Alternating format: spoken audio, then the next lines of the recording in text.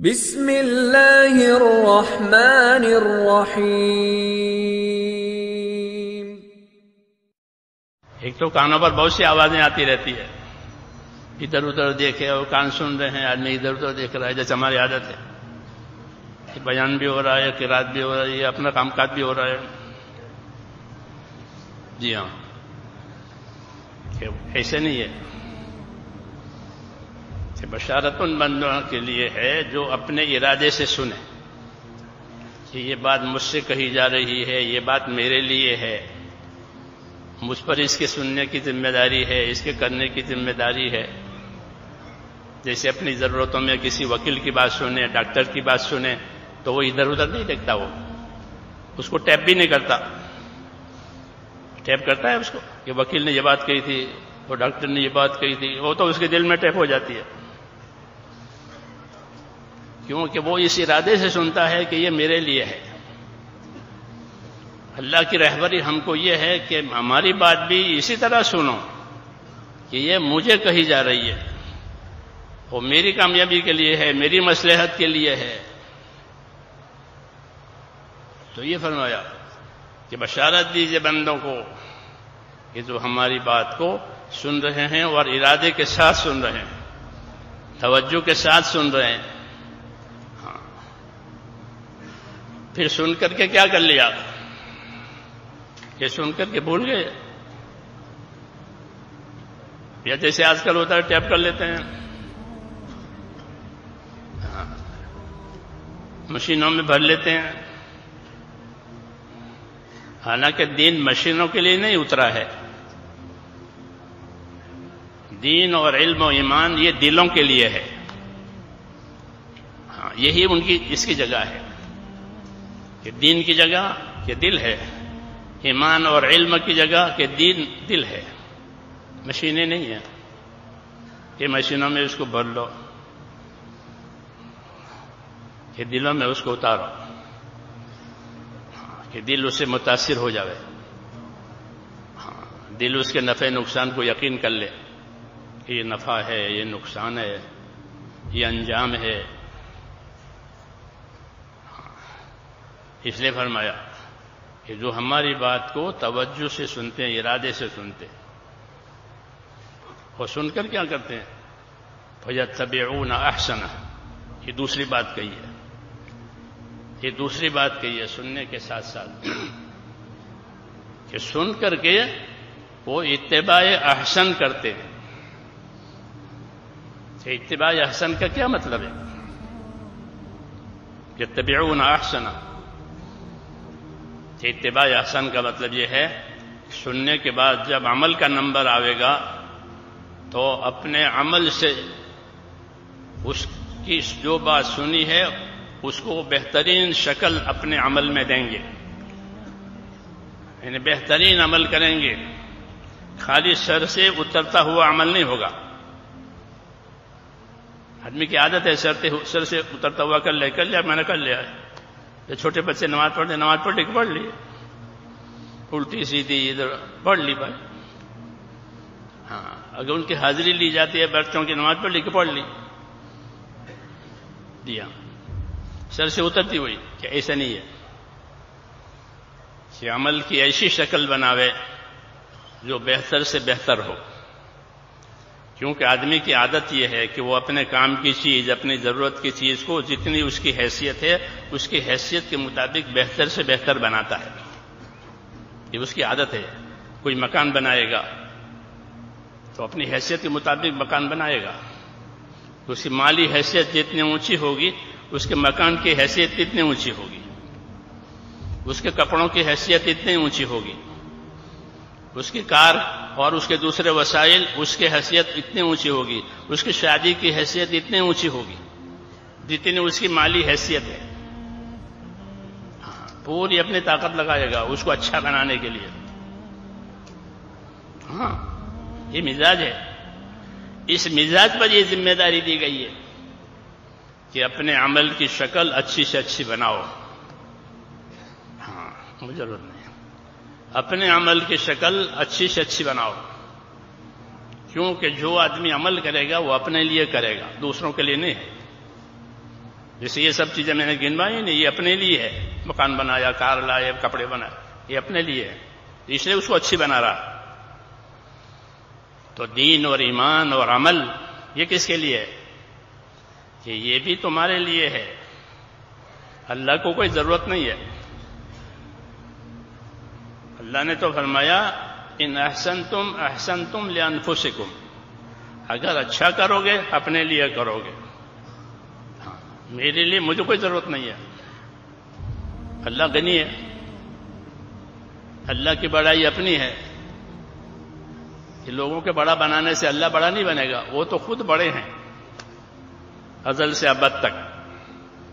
جی ہاں، اس لیے کہا کہ اپنے عمل کی شکل سن کر کے اچھی سے اچھی بناؤ، کیوں کہ یہ عمل تمہارے لیے ہے، جیسے باقی چیزیں تمہارے لیے ہے۔ اور برا کرو گے عمل کہ وہ بھی تمہارے اوپر لوٹ کر آئے گا۔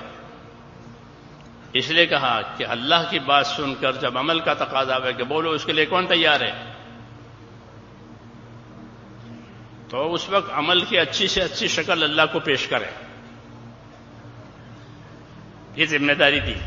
فَيَتَّبِعُونَ أَحْسَنَ، ایسا عمل کرے جو حکم کے مطابق ہو، طریقے کے مطابق ہو، اخلاص کے ساتھ ہو، استقامت و پابندی کے ساتھ ہو۔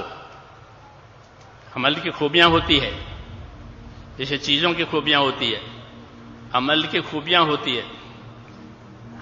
ہمارے ذہن اس طرح سے اس سے خالی ہو گئے کہ عمل میں بھی کوئی خوبی ہے، کہ ہاں عمل میں بھی خوبی ہوتی ہے۔ قیامت میں اس کو جانچا جائے گا کہ اس عمل میں کتنا علم ہے، کتنا اخلاص ہے، کتنی تابعداری اور پابندی اس کے اندر ہے۔ جیسے ایک چیز کو لیبورٹری میں ڈالو تو اس کے تمام اجزاء الگ الگ بتائے جاتے ہیں کہ اس میں یہ چیز پڑی ہوئی ہے، یہ چیز پڑی ہوئی ہے، یہ چیز پڑی ہوئی ہے۔ تو آخرت کا میدان ایک لیبورٹری، اس میں بتایا جائے گا سب چیزیں کہ اس کے عمل میں اتنا علم ہے، اس کے عمل میں اتنا یقین ہے، اس کے عمل میں اتنا اخلاص ہے، اس عمل میں اتنی پابندی کے ساتھ یہ عمل ہوا ہے، اللہ کو راضی کرنے کے لیے کیا ہے، محمد صلی اللہ علیہ وسلم کے طریقے پر کیا ہے۔ یہ اس کی خوبی کے اجزاء ہیں، عمل کو خوبی، عمل میں خوبی لانے کے لیے، نہیں تو وہ رسمی طور پر عمل ہو گیا، عید کی نماز پڑھ لی کہ پڑھ لی۔ کیوں کہ عید کو ایک تہوار بنا رکھا، ایک ہمارا تہوار ہے، جیسے 11 کے تہوار ہوتے ہیں، پڑھ لی۔ حالانکہ ہمارا عید تہوار نہیں ہے، ہماری عید عبادت ہے۔ اسلام میں کوئی تہوار نہیں ہے، اسلام میں کوئی رواج نہیں ہے، جو ہوگا عمل ہوگا، طریقہ ہوگا۔ اس لیے یہ دعوت دی ہے اللہ نے کہ سنیں بھی اچھی طریقے سے، اور جب عمل کے لیے تقاضا آئے تو اچھی طرح عمل کریں۔ کہ مؤذن نے کہا نماز کے لیے آؤ، جب نماز پڑھے تو کیسی نماز پڑھے؟ کہ اچھی سے اچھی نماز پڑھے۔ مؤذن پکار رہا ہے نا حی علی الصلاۃ، تو کیسی نماز پڑھے؟ کہ مؤذن کی اذان بھی سنی کہ ہاں پہنچ گئے عمل کو اچھا بنانے کے لیے۔ صحابہ فرماتے تھے مسجد میں سب سے پہلے جاؤ، سب سے آخر میں نکلو۔ یہ صحابہ کی نصیحتوں میں ہے۔ انس بن مالک، علی بن ابی طالب، یہ حضرات یہ کہتے ہیں مسجد میں سب سے پہلے جاؤ، سب سے آخر میں نکلو۔ عمل کو اچھا بنانے کے لیے، نماز کو اچھا بنانے کے لیے وقت دو۔ یہ مثال دے رہا ہوں کہ عمل اچھے کیسے بنتے ہیں۔ حضور صلی اللہ علیہ وسلم فرماتے تھے کہ نماز کو اچھا بنانے کے لیے پیٹ کو اور پیٹھ کو ہلکا رکھو۔ حدیث میں ہے نماز اچھی بنے اس کے لیے کیا کرے کہ پیٹ کو ہلکا رکھو اور پیٹھ کو ہلکا رکھو۔ پیٹھ کو ہلکا رکھنے کا کیا مطلب ہے کہ بہت سی دنیا کے جھگڑے اپنے ساتھ لے کر کے نماز پڑھو گے تو وہ نماز کیسی ہوگی؟ وہ تو پھوس پھوسی ہوگی، پیچھے سے کوئی کھینچ رہا ہے۔ کیوں؟ بہت سے جھگڑے اپنے ساتھ لگا رکھے ہیں، وہ نماز اچھی نہیں ہوگی، وہ تو ہلکی پھلکی ہوگی، جلدی پوری ہو جاوے۔ یہاں اس لیے کہا کہ اپنے پیٹھ کو اللہ کی عبادت نماز کے لیے ہلکا رکھو. ہاں یہ پیٹ بھی ہلکا رہے. ہاں پیٹ بھاری ہوگا تو اس کو نماز میں کیا مزہ آئے گا. جی ہاں تو یہ عمل کو اچھا بنانے کی بات ہے کہ عمل کو اچھا بناؤ کہ اس کی صورت بھی اچھی بنے, اس کی حقیقت بھی اچھی بنے. ہاں صورت اچھی بنتی ہے سنت کی پابندی سے. عمل کی صورت اچھی بنتی ہے کس سے؟ سنت کی پابندی سے. سنت کہتے ہیں رسول صلی اللہ علیہ وسلم کے طریقوں کو. سنت کے مطابق ہو گیا کہ وہ اچھا ہوا. اس سے بہتر کوئی خوبی نہیں ہے کہ عمل ہو گیا طریقے اس کے مطابق. حضور صلی اللہ علیہ وسلم فضائل بھی بتاتے تھے عمل صحیح کرنے کے لیے اور مسائل بھی بتاتے تھے. فضیلت بتائی کہ ایک سجدہ زمین آسمان سے بڑھ کر کے ہے. مثال کہہ رہا ہوں, ایک سجدہ زمین آسمان سے بڑھ کر کے ہے اور بندے کو سب سے زیادہ قرب اور نزدیکی اللہ کے یہاں سجدے سے ہوتی ہے. یہ فضیلت ہوئی مثال کی. پھر سجدے کا مسئلہ بتایا تاکہ اس کی شکل صحیح ہو جائے. فرمایا مجھے حکم ملا ہے کہ میں سجدہ 7 اعضاء پر کروں. سجدہ صحیح کرنے کی شکل. ہاں یہ سجدہ کیسے صحیح ہوگا؟ اللہ نے کہتا تھا کہ اپنے عمل کی شکل اچھی سے اچھی بناؤ سن کر کے. تو سجدہ صحیح کیسے بنے گا؟ تو اس کو فضیلت بتائی کہ اس یقین کے ساتھ کہ جو میں اب سجدہ کر رہا ہوں یہ زمین آسمان سے بہتر ہے اور میں جو سجدہ کر رہا ہوں یہ اللہ کے قرب ہے. مجھے اللہ سے نزدیکی حاصل ہوگی. جتنے سجدے ہوں گے اتنے درجے ہوں گے. پھر کہ مجھے حکم ملا ہے کہ میں 7 اعضاء پر سجدہ کروں. یہ مسئلہ بتایا ہے. علماء کرام دونوں بتائیں گے, فضائل بھی بتائیں گے مسائل بھی بتائیں گے. کہ فضیلت سن کر شوق پیدا ہوگا اور مسائل سن کر عمل کی شکل صحیح ہوگی. جی ہاں عمل کی شکل صحیح کرنی پڑتی ہے. کوئی فارم بند کر کے آپ لے جاؤ گے نا کاؤنٹر پر, غلط ہوگا تو واپس کرے گا. وہ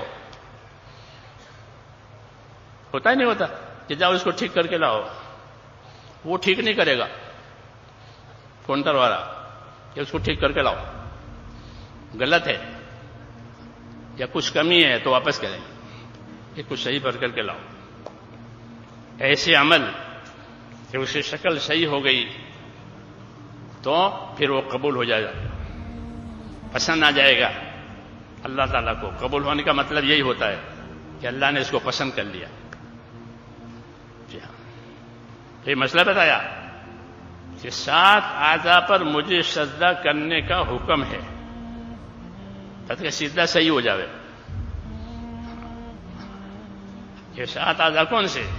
کہ 2 قدم, 2 گھٹنے, 2 ہاتھ. کتنے ہو گئے؟ اور 1 چہرہ. یہ 7 ہو گئے. سجدہ صحیح کرنے کی شکل. اب یہ سجدہ سنت کے مطابق ہوا.